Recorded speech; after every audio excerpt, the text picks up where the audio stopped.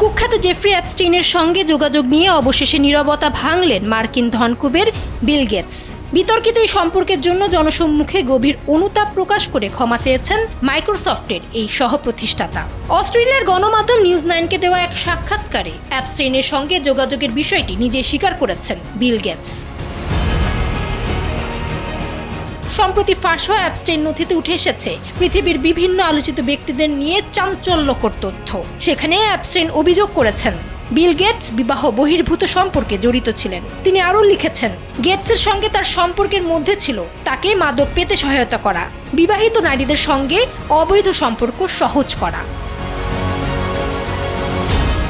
Bill Gates news 9কে বলেন, তিনি 2011 সালে অ্যাপস্টেইনের সঙ্গে দেখা করেছিলেন এবং পরবর্তী 3 বছর তার সঙ্গে কয়েকবার ডিনারে গিয়েছিলেন। তবে তিনি কখনো অ্যাপস্টেইনের ক্যারিবীয় দ্বীপে যাননি এবং নারীদের সঙ্গে তার কোনো সম্পর্ক ছিল না। অ্যাপস্টেইনের সঙ্গে সম্পর্ক থাকার কথা স্বীকার করলেও ইমেইলের বিষয়ে আপত্তি প্রকাশ করেন বিল গেটস। এ বিষয়ে তিনি বলেন, ওই ইমেইল কখনো পাঠানো হয়নি, ওই ইমেইলটি মিথ্যা। আমি জানি না তিনি সেখানে কি ভাবছিলেন। তিনি কি কোনোভাবে আমাকে আক্রমণ করার চেষ্টা করেছিলেন?